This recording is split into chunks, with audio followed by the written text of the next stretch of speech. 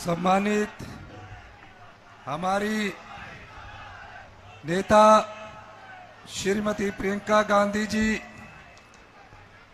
जो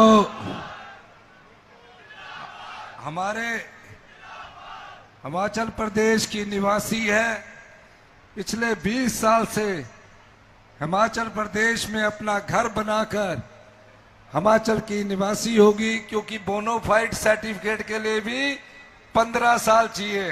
तो मैडम के 20 साल हो गए हैं, तो मैडम आप भी हमारे हिमाचल के बोनोफाइड भी हो गए हैं। हमारे साथ राजीव शुक्ला जी, हमारे साथ उप मुख्यमंत्री हमारे भाई मुकेश अग्निहोत्री जी, हमारे संसदीय क्षेत्र के प्रत्याशी सतपाल रायजादा जी, हमारे विधायक सुदर्शन सिंह बम्बलू जी, हमारे इस क्षेत्र के पूर्व में 3 बार कांग्रेस के विधायक रह चुके, युवा कांग्रेस एनएसयू की राजनीति से आगे निकलते हुए श्री राकेश कालिया जी, सम्मानित मंच और गगरेट विधानसभा क्षेत्र के सभी बुजुर्ग, माताएं, बहनें, युवा साथियों, प्यारे बच्चों, ये जो चुनाव है, ये चुनाव कोई हिमाचल सरकार बनाने के लिए नहीं होने जा रहा है। ये जो चुनाव है, ये कोई मुख्यमंत्री का चुनाव नहीं होने जा रहा, क्योंकि हमारी सरकार के 3.5 साल है, 3.5 साल हिमाचल प्रदेश में कांग्रेस की सरकार चलेगी। लेकिन ये जो चुनाव है, ये हिमाचल की जनता को तय करना है कि जो सरकार जनता के वोट से चुनकर आती है और जिस पार्टी को जनता नकार देती है, वोटों के दम से वो सरकार बना नहीं पाते, पैसों के दम से सत्ता की कुर्सी हथियाना चाहते हैं। उस सरकार को आपने और उस पार्टी को सबक सिखाना है। 1 जून को जब आप वोट डालने जाएंगे, तो जो यहाँ के प्रत्याशी है, जिन्होंने हाथ को बेचा है, कमल को खरीदा है, वो हाथ का नहीं हुआ, तो भारतीय जनता पार्टी के ईमानदार कार्यकर्ताओं को ये सोचना है कि वो फूल को भी बेचेगा। ये चुनाव ईमानदार और बेईमानों के बीच की लड़ाई का है। बेईमान छल कपट करके ईमानदारी से टकराता है, अंत में जीत ईमानदारी की होती है। झूठ का बार बार सामना सच से होता है, पर झूठ बार बार बोलने से सत्य नहीं होता। झूठ जितना भी सच से टकराएगा, अंत में जीत सच की होगी। 1 जून को जब वोट डालने आप जाएंगे, तो आप हिमाचल प्रदेश की राजनीति की दिशा और दशा तय करने जाएंगे। लोकतंत्र की ताकत जनबल होता है, लोकतंत्र की ताकत जनता होती है। 3.5 साल हमारी सरकार है। हमारी राष्ट्रीय अध्यक्ष श्रीमती प्रियंका गांधी जी ने मेरे 3 महीने में बैठकें की, पूछा महिलाओं के 1500 को क्या हुआ। मैं बताना चाहता हूं, हमारी इंदिरा गांधी प्यारी बहनी महिला सम्मान निधि योजना लागू हो चुकी है। 2,37,000 महिलाओं को 1500 मिलना शुरू हो गया। लेकिन जब हमारी महिलाएं फॉर्म भरने गई, तो जो जयराम ठाकुर जी और बिंदल जी कहते थे 1500 कम मिलेगा, वो चुनाव आयोग के पास चले गए, कहा अभी नहीं मिलना चाहिए। और केंद्र की सरकार ने चुनाव आयोग पर दबाव डालकर आपका फॉर्म भरना और 1500 रुपया रुकवाया। लेकिन मैं ये कहना चाहता हूं, हमने अपील दी, 1500 के फॉर्म भरने की हमें इजाजत मिल गई है। सारी बहनें हमारी वेलफेयर में ऑफिस में जाकर इंदिरा गांधी प्यारी बहना सम्मान निधि का फॉर्म भर सकती है।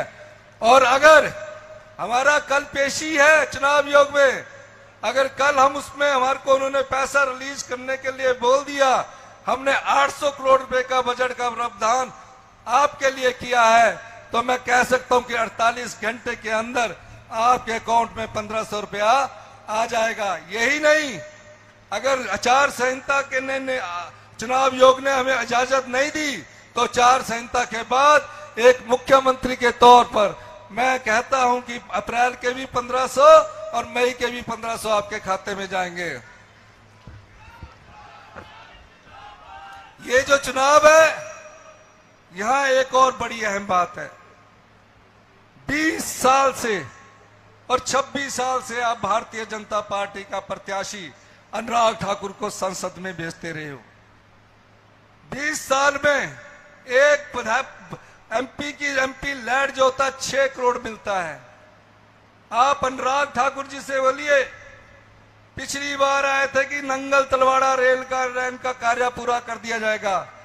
प्रधानमंत्री जी ने भी कहा था 30 साल से नंगल तलवाड़ा रेलवे लाइन चल रही है, अभी तक पूरी नहीं हुई, आज तक पूरी नहीं हुई।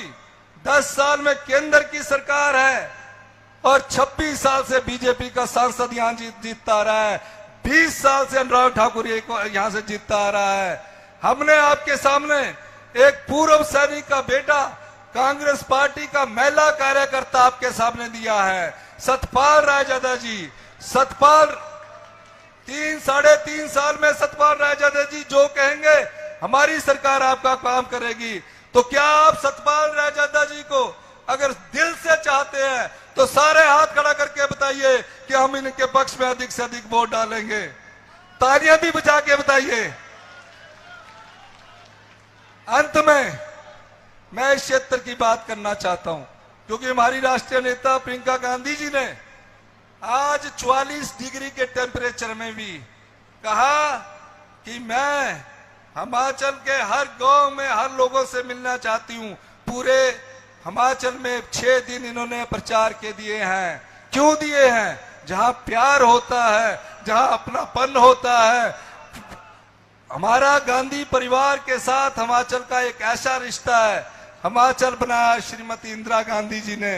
सोनिया जी देश की पहली ऐसी महिला बनी, कोई नहीं हो सकता ऐसा। 2004 में हमारी सरकार बन रही थी, संसद के सभा हॉल में सब लोग बोल रहे थे श्रीमती सोनिया गांधी जी आप देश की प्रधानमंत्री बनिए। उन्होंने कहा एक रात के बाद अगले दिन उन्होंने जवाब देना था। रात को जब वो सो रहे होंगे तो देश के सबसे बड़े लोकतंत्र के प्रधानमंत्री का पद उनके पास था। सुबह वो संसद के पास आती है, कहती है कि मैं देश के प्रधानमंत्री का पद ठुकराती हूं, मैं कांग्रेस पार्टी के अध्यक्ष के रूप में कांग्रेस पार्टी की सेवा करती हूं। श्रीमती सोनिया गांधी ने देश के प्रधानमंत्री का पद त्याग किया। यहां आजकल कोई प्रधान का पद भी त्याग नहीं करता, बाढ़ पक्ष भी नहीं त्याग करता। तो ऐसे कुर्बानी वाली और त्याग करने वाली हमारी नेता श्रीमती सोनिया गांधी जो कांग्रेस पार्टी से है। भारतीय जनता पार्टी के लोग तो प्रधानमंत्री का पद प्राप्त करने के लिए झूठ पर झूठ बोल रहे हैं। अंत में मैं ये कहना चाहता हूं कि आप लोग यहां से 14 महीने पहले विधायक आपने कांग्रेस पार्टी के हाथ पर निशान पर चुनकर भेजा। मैं यहां 2 महीने पहले आया, मुझे ऑटो वाले मिले, मुझे टैक्सी वाले मिले, मैंने जो कहा वो यहां दिया।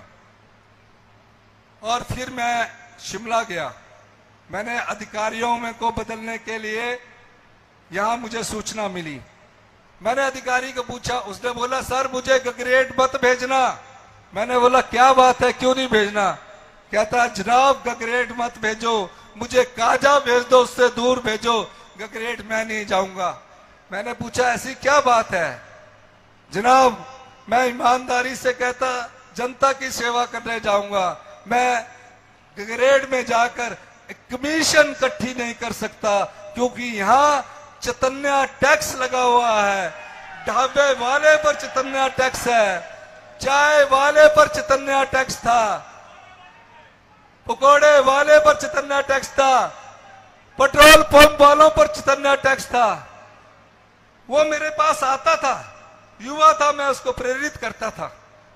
मैंने कहा बहुत यंग उम्र में चले गए, मेरे पास आकर कहता था मेरे पिताजी की उम्र 68 साल हो गई है, हमने तो इसको व्यापार बनाकर विधायक का चुनाव लड़ा, मुझे तो हर साल 15 करोड़ रुपया इकट्ठा करना है, मुझे चुनाव की चिंता नहीं है।